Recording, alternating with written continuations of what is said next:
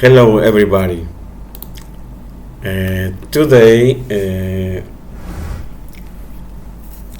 I read about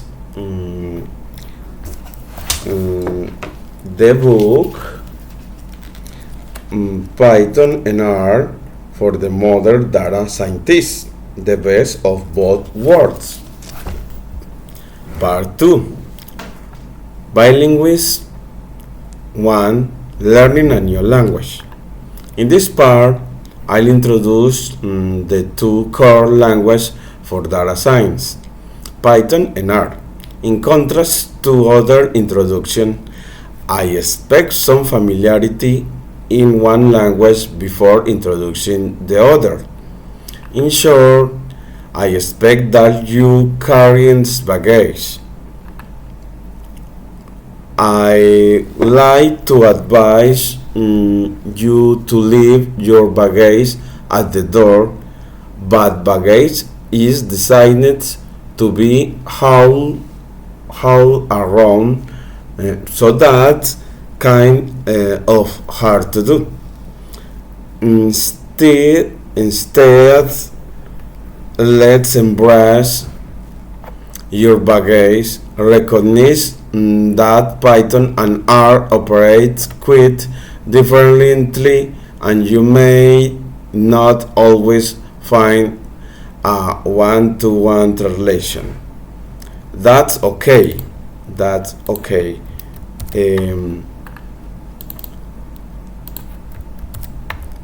When I teach R and Python for complete beginners, each lesson is an element, a fundamental component of the whole. The first four elements are functions, objects, logical expression, indexing. Function, how to perform actions, i.e. the verb. Objects, how to store information, i.e. the nouns.